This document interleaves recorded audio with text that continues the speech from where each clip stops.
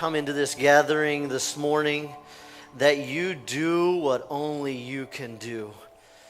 Because we've long ago realized there are things we can accomplish. There are things that we can do. But God, we ask that you move in such a way that you do things that only you can do. And one of those things is to change our hearts. Lord, I pray that as we have opportunity now to be able to look into your word, to be challenged by it, I pray, God, that you would change our minds and change our hearts. Help us to align to who you are and who you desire for us to be. God, I pray that if there are those who have come in with distractions on their minds, the weight of a heavy week, the thoughts of the week to come, I pray that all of those can be removed and we just fall on our knees and fall at your feet and ask God for you to do what only you can do. I pray this in your name. Amen. Amen. You may be seated.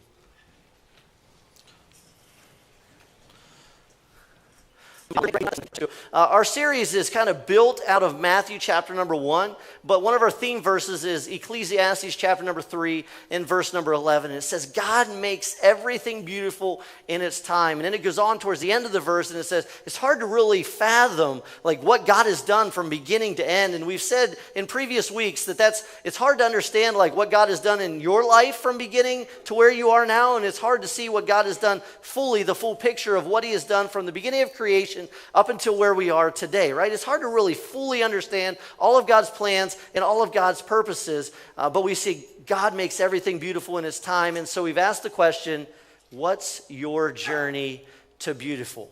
What's your journey to beautiful? In Matthew chapter number 1 in the genealogy, it gets interrupted 5 times, and so today's interruption centers around this. Judah was the father of Perez and Zerah. And then it tells us, instead of saying, and this person the father of this person, because that's the normal thing, this was an interruption. So Judah's the father of Perez and Zerah, whose mother was Tamar. Tamar. Now, if you know anything about biblical history, if you've done your study, you'll know that there are 2 Tamars in the Bible. And neither one of their stories is very pretty. It's just not. So if you would happen to go to BibleGateway.com, if you happen to go to BlueLetterBible.org, if you happen to open up your Bible app and do a quick search of Tamar, just realize you're going to see 2 separate accounts. They're 2 different people, and we're going to look at the first account. We're going to find it in Genesis here in just a little bit. So we're going to look at Tamar, but in these 5 interruptions, here's what you see. You see a lot of hurt, and we talked about that in previous weeks. And so we said, listen, it's not always a beautiful journey. It's a journey to beautiful. Okay, and so I'm not trying to tell you that your hurts, the things that have happened to you, or even the things that you have done, I'm not trying to tell you that they're beautiful, but you're on a journey to beautiful, and it might include some of these things. So that was 2 weeks ago, kind of building into a little of last week. Last week we talked about the faith of Rahab. And if you'll remember, there were basically 2 messages we had from the faith of Rahab. There is never a wrong time to place your faith in God, and there's never a wrong time to share your faith in God. And so if you're here today and maybe you don't have a relationship with Jesus, I want to let you know that today is the day to place your faith in God. It really is, in the finished work of Jesus for your salvation. And if you've already done that, then it's the right time to start sharing your faith in God, because we look at an Old Testament prostitute living in the land of Jericho before the Israelites came in and God gave them that land. We look at that person who's living as a prostitute and yet is able to see what God is doing. And she had put her faith in that God, in the one and only true God, because as the spies come in, and remember, they come in and she says, we've heard about how he dried up the Red Sea. We've heard what he did to those kings on your way. We know that your God is the one and only true God. Quite honestly, the prostitute Rahab, she came to a point of faith where she had more faith than most of the Israelites. She really did. And so we learned these 2 lessons, but then a supplementary lesson, and this is something that I want to just continue to kind of have repeated over and over and over. And even when this series is done, if we have opportunity to interact and you're saying to me, Pastor Dave, like there are some things that I just can't get past. There are some things that I just can't get over. There's some things I can't work my way through. I want to encourage you to kind of keep this in mind. God is not ashamed of your story. God is not ashamed of your story. We said last week, you're much more ashamed of your story than what God is, because as we think about this genealogy, I want us to think about the fact that in some family gatherings, and maybe for some of you, you get together at Thanksgiving. How many of you get together at Thanksgiving with some family? Okay, how many of you get together at like Christmas time? Or let me just ask a more general question. How many of you have at least one time of a year, whether it's reunion or whatever, you get together with some family? All right, now you don't have to raise your hand on this next question, but do you happen to have in your family, again, you don't have to raise your hand. I want to make sure I let you know this. Do you happen to have in your family some taboo topics or some taboo people? Like, listen, you can't talk about that. And what happens many times is that a new member comes into the family, maybe through marriage. And so that person is sitting around the table and they've heard about so-and-so. And so having heard about so-and-so, they make the grand mistake at the dinner table of saying, hey, by the way, tell me, whatever happened to, and spouse nudges them. Not that this has happened to me. Because I can just tell that some of you are thinking, you've done that, haven't you? I plead the fifth. But there's this nudge like, hey, we don't talk about that. And then later on in the evening, as you have opportunity to be alone with your spouse says like, didn't I ever tell you, like, we just don't talk about that person. We don't talk about that event. We just leave that alone. And the reason that I'm bringing this up is that as God gives us the genealogy of Jesus, he did not have to pause and say, oh, by the way, Tamar was the mom there. Oh, yeah, by the way, the prostitute in the Old Testament, Rahab, yep, mom there. Oh, yeah, by the way, Bathsheba, yep, right there. He didn't have to do that. Like, God gives us some pain, some terrible stories in his lineage. And the natural question is, why? Like, God, you could have hidden that all from us. There's no way we know history from a few thousand years ago. I can't even remember what I ate for supper last night. But God's not ashamed of your story. I don't want you to be ashamed of your story. And I asked you last week, like, hey, if you've gone through some things and you're willing to sit down, and if somebody else is going through the same thing here in our New Hope family, would you be willing to talk to them? And so many of you shared that, and I want to thank you for that. And you say, well, I haven't heard anything about that. Listen, if there's nobody going through that right now, maybe in a month somebody is, and so I'll connect the two of you, or maybe in a year. But the opportunity to be able to say, you know what, I'll talk with somebody about my story there. So Tamar, that's where we're at today, and we're going to see a number of characters. And so here's basically what I'm going to do. I'm going to give you a list of characters in this story because it's messed up, I got to tell you. If you haven't read Genesis 38, this is a pretty messed up situation. Judah is one of Jacob's 12 sons. And you say, well, who is Jacob? Well, I'm glad you asked. I'm going to tell you. Jacob, you remember, he wrestled with God, and God gave him another name. That name was Israel. You'll naturally understand that Israel, Israelites. And so there are 12 tribes of Israel. So one of the sons, Judah, is going to make up one of the 12 tribes of Israel. So that's who Judah is. He's going to be one of the 12 sons here, okay? So he helps to form one of the 12 tribes of Israel. Now, a little background on Judah. Judah is quite the upstanding citizen. I say that very sarcastically, very sarcastically. So the story of Joseph, you probably understand. He was born, given his coat of many colors. He has to go out, help out his brothers, take them food, all those things. Brothers see him coming. They're jealous. They don't like him. They say, why don't we kill this guy, Joseph, our brother? And yet Judah has this really brilliant idea. He says to his brothers, well, what are we going to gain if we kill him? Instead, let's sell him to the Ishmaelites. High quality, upstanding brother right here. Let's sell our brother into slavery. Okay, so that's Judah.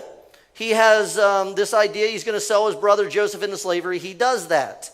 All right, here's some additional characters that take place in this. I really need to see Judah, Onan, Shelah, and Tamar. Is the oldest. Onan is the second. Shelah is the third. Tamar is going to be the wife, okay? So, let's get into Genesis chapter number 38, verse number 6. Judah got a wife for Ur. Is who? The oldest son, right? Everybody say oldest son? That's Ur. So Judah gets a wife for Ur, his firstborn. Her name was Tamar. So Tamar is now the wife of Ur. Well, Ur, Judah's firstborn, was wicked in the Lord's sight, so the Lord put him to death. Now, let me understand, or let me at least explain a little bit of culture back in those times. So the young ladies and the young men, they didn't have opportunity to say, hey, I think let's just focus on the young ladies for a second. Young ladies didn't have an opportunity to look at a guy and say, hey, pretty good looking, seems to be a pretty good guy. I think maybe we'll spend a little bit of time dating. And see if it goes anywhere. It's not the way it worked back then. Okay, so you had like tribes of people, you had clans of people, and the tribes or clans were always trying to get stronger. And so one of the ways that they would try to get stronger is you would have this happen. So let's say the leader of this tribe or this clan happened to have a son. The leader of this tribe, which was also strong, happened to have a daughter. So this tribe or this clan, the leader would say, wonder if we could maybe get the two clans together by having son here marry daughter here. Now, the thing is this, the daughter, the son, they didn't have a say in these things. And so you have, let's just say in this instance, you have Judah who has a son and then you have this daughter Tamar over here who is just given to in an arranged marriage. Why? So that the clans, the tribes could be stronger. Let's say if they were attacked, they would have more people ready for battle. And so this is kind of the culture back then. And so Tamar, you realize like this guy's so wicked, this who is the son of Judah, this guy's so wicked that God says, I'm just going to kill him.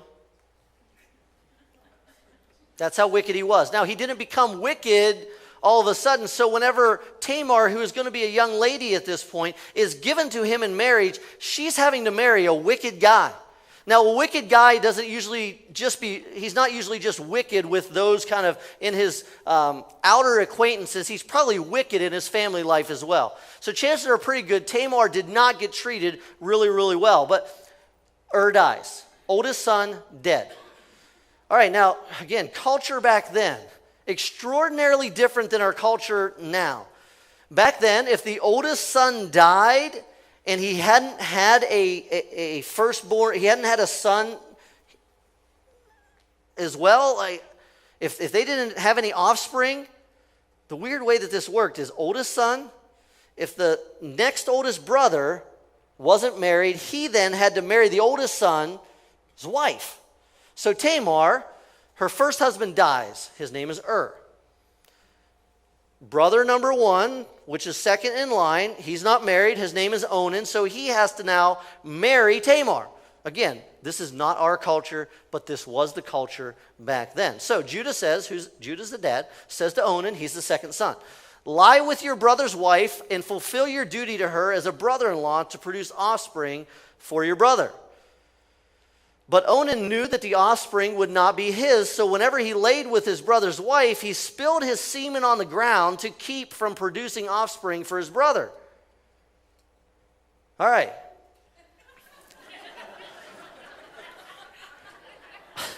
All right, you're following the story, okay? So here's the deal. Second brother says, well, whenever a child is born to us anyway, it doesn't get my name. It gets the name of my brother who is dead. So I don't even want to be a part of that. So I'm going to use this lady for sex, but I don't want to have children by her. So Tamar now has gone from having to be married to this wicked man, and he dies, to now being married to Onan, who only wants to use her for sex and for his own pleasure. That is not a really fun existence at this point in Tamar's life. So what Onan had done was wicked in the Lord's sight, so he put him to death as well. So now we have is dead, we have Onan is dead. Now there's only one more son, right? His name is Shelah. We're going to see him here in just a minute. So Judah says to his daughter-in-law Tamar, live as a widow in your father's house until my son Shelah grows up. For he thought, now he says right here, until he grows up. But here's what he really thought. He may die too, just like his brother. So he thinks Tamar is cursed. Okay, son number one, dead, because he married her. That's what he thinks. Son number two, dead, because he married her. If I let her marry son number three, boom, I'm without a family. And so he says, I tell you what, go back to your dad's house, live there, and when he grows up, I'll let you marry him. But he never has any intention to do this. So Tamar goes back and lives in her father's house. After a long time, Judah's wife now dies. And so we have Judah's wife dead. She's out. is out. Onan is out. We're down to Tamar, Sheila, and Judah. When Judah had recovered from his grief, and you guys, I can just tell you guys' anticipation for how this is going to turn out. You're like, my guess is this is not going well. So when Judah had recovered from his grief of losing his wife, he went up to Timnah. That was just a place in that region. To the men who were shearing his sheep. And his friend Hira the Adullamite went with him. When Tamar was told, your father-in-law is on his way to Timnah to shear his sheep. I'm pausing the story here for a second. Let's take a vote.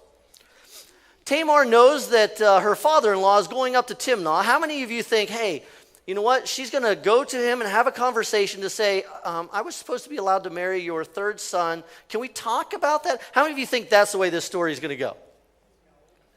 No, you're like, it's been way too messy for that. That sounds way too civilized. And you would be right. Okay, so what's going to happen? Good question. So she takes off, this is Tamar, takes off her widow's clothes, covered herself with a veil to disguise herself, and sat down at the entrance to Enaim, which is on the road to Timnah. For she saw that, though Sheila is now grown, she had not been given to him as his wife. So she knew that Judah had lied, that she was never going to get to marry Sheila. When Judah saw her, he thought she was a prostitute. She had disguised herself. Not realizing that she was his daughter-in-law, he went over to her by the roadside and said, come now, let me sleep with you. In other words, I would like to hire you as a prostitute. Again, this is upstanding citizen Judah, who has now sold his brother, lied to his daughter-in-law, and now is going to sleep with a prostitute. Okay? So, Tamar says, this ain't free. What will you give me to sleep with you? She asked. I told you this is a messed up story. All right, so we now have Judah, the father, sleeping with his daughter-in-law, Tamar. Sheila has been left out of the picture because he thinks that she is cursed. Now, let me give you a little, I'm going to catch you up to where this verse brings us in. Okay, so she says, what are you going to pay me? He says, I don't have anything to pay you with. I'll send you a goat in a little while. Whenever I get back home, I'll send you a goat. That's going to be the payment. I'm serious. Like, you can read it for yourself. Genesis 38 says, I'm going to send you a goat as payment. And she says, well, how do I know that you're going to ever send the goat? Why don't you give me a security deposit? And so as a security deposit, she takes the staff and a few other things that identify him and says, okay, well, yeah, these things will be good enough. And so they go ahead and they sleep together. And 3 months later, Judah finds out your daughter-in-law is guilty of prostitution. Now, again, she had covered her face. He didn't know that he had slept with his daughter-in-law. He just knew that he had slept with a prostitute. He now finds out that his daughter-in-law has decided to be a prostitute, and she has become pregnant. You guys got that all, right? Okay, so she's pregnant, and Judah, who was the one who slept with her, but didn't know that he had slept with her, says, bring her out and have her burned to death. All high and mighty, righteous Judah, right? This good upstanding citizen says, man, I can't believe she did that. As she was being brought out, she sent a message to her father-in-law, I'm pregnant by the man who owns these. Now again, what did she ask for? She asked for a security deposit. Now, she asked for that security deposit, and she is now able to identify the person who is the father. So she says, see if you recognize whose seal and cord and staff these are. And Judah recognized them, of course, because they were his. And he said, she's more righteous than I, since I wouldn't give her to my son Sheila. Now this sentence right there. More righteous than I. Neither one of them. And let's be very clear, neither one of them were righteous. Judah was not righteous. He had already sold his brother into slavery, had already lied to his daughter-in-law, had slept with his daughter-in-law because he thought that she was a prostitute, and now he's trying to have her killed. Tamar is not guiltless in this either. She knows that her father-in-law is coming up to Timnah, and she wants to trick him into sleeping with her. That's not a righteous thing to do, and yet he says, she's more righteous than I, since I wouldn't give her to my son Sheila, and he would not sleep with her again. Now you can read the rest of this chapter, all this chapter, and you are going to find nothing good in Genesis chapter number 38. It's just the reality of it. You say, well, why are we preaching about this then? And I got to be honest, I asked myself that same question. So I'm studying this throughout the course of the week, and I'm thinking, Lord, there is, like, okay, so we look at Rahab, and, like, you could see her faith. And it's pretty clear. She says, like, this God, the one and only God, like, he's the one that needs to be served and followed. You don't see anything good coming out of this Judah, Tamar, Onan, Shelah. You don't see anything good at the end of this. And I began to ask myself this question, and Pastor Rob could testify to this, and so could Ken Rudisell. Like, we sat around, and I said, I got to be honest with you guys, there is nothing good about this. And I'm asking the Lord, like, Lord, what's your message here? And he just kind of said to me very clearly this idea of generational hope. Because there are some families who have nothing good to look back upon to this point. You look at maybe a situation that has taken place in your family, and it's like there's just, quite frankly, nothing good from that. Nothing good in any of it. And I started thinking about the genealogy in Matthew again. And Judah is a part of it. And I think, Lord, I'm not sure I'd have told that story. And I look at it and I see Tamar is a part of it. And I'm like, Lord, I'm pretty sure that's a dinner table story that never gets talked about. And yet he intentionally pauses the genealogy to say, oh, and by the way, Tamar was the mom right there. And I say, whew. So God is willing to bring about good from terrible family histories. Terrible. So here's the end of that genealogy in Matthew. Jacob is the father of Joseph, who's the husband of Mary, of whom was born Jesus, who is called Christ. Somewhere that generation changed. Somewhere we find that God brings good out of terrible circumstances.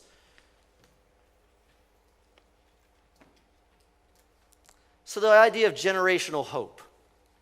It was actually, that was built out of a question I've been asked many times about generational curses. Is it possible that I'm living underneath a generational curse? Is it possible that my dad or somebody in my extended family has done something that has caused our family to be cursed? I've been asked that question more times than I would have ever thought that I'd have been asked that question. And it's built out, that question is built out of Exodus 20. And in verse 4, we read this. You shall not make, and if you know Exodus 20 is like 10 Commandments chapter, right? Okay, so in verse 4, it's told, you shall not make for yourself an idol in the form of anything in heaven above, or on earth beneath, or in the waters below. You shall not bow down to them or worship them, for I, the Lord your God, am a jealous God. And this is where the question is built out of. Punishing the children for the sin of the fathers to the third and fourth generation of those who hate me. Now, usually what is skipped when asking about generational curses is the next verse, which says, but showing love to 1,000 generations of those who love me and keep my commandments. So what I need you to know, like big concept, we're going to get into two main points here in a second. God working in you is the hope for your generation, for your genealogy, for your family history. What God is doing in your life is the hope for future generations. It is. It's the opportunity. And you say, well, I'm the first one in my family that has ever given my life to Christ, that has ever followed him faithfully. So that's where I come to this and I say, here's the deal. In Romans 8, we find out that you don't live under a generational curse as a follower of Jesus Christ, because therefore there is now, and I want everybody to say this with me. Everybody say the word no. Say the word condemnation. All right, say the two words together, no condemnation. Okay, therefore there is now no condemnation for those who are in Christ Jesus. So are you, as a follower of Christ, living under a generational curse? No. Wow, that was emphatic. I love it. You guys are awesome. The other gatherings that I've reached, no. I say to you guys, are you living under a generational curse? And you're like, no. What kind of a question is that? There's no condemnation, right? Because, and it explains it, through Christ Jesus, the law of the Spirit of life set me free from the law of sin and death. No more generational curses. We now have the law of the Spirit of life. So, either you, and we're almost done. Either you came here today with a godly heritage. And let me just ask, how many of you would raise your hand and say, I have a godly heritage? Anybody? Okay, so a few of you. First gathering, there was like nobody. And I'm not sure if they were afraid to say they had a godly heritage, and this is like a really weird thing that kind of bothers me. Sometimes people are afraid to say, hey, I have a godly heritage. Because there's this idea that if I say I have a godly heritage, then in the presence of others who don't have a godly heritage, I'll be kind of looked down on. And I just want you to pause for a second and think about that. Because everybody that doesn't have a godly heritage wishes that they did.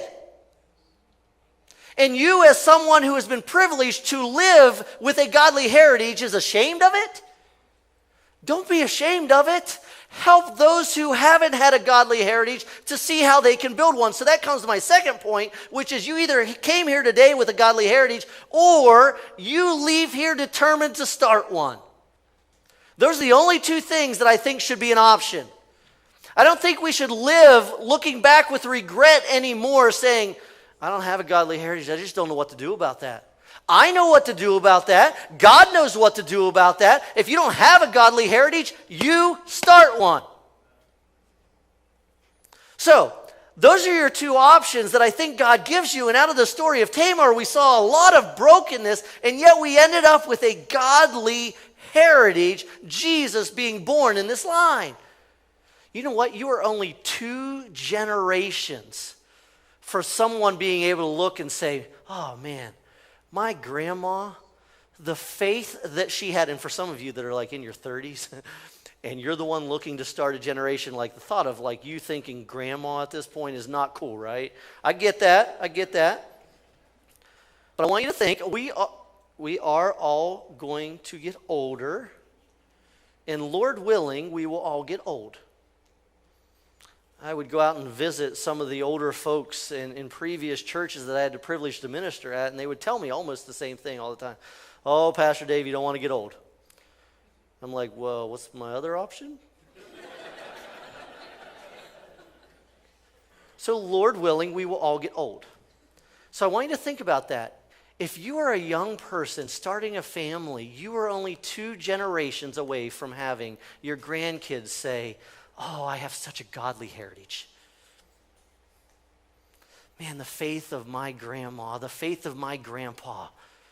You're only 1 generation away from your kids saying, man, my mom and dad, they live out their faith. We go to church together, we serve the Lord together, and I'm excited to say I have a godly heritage.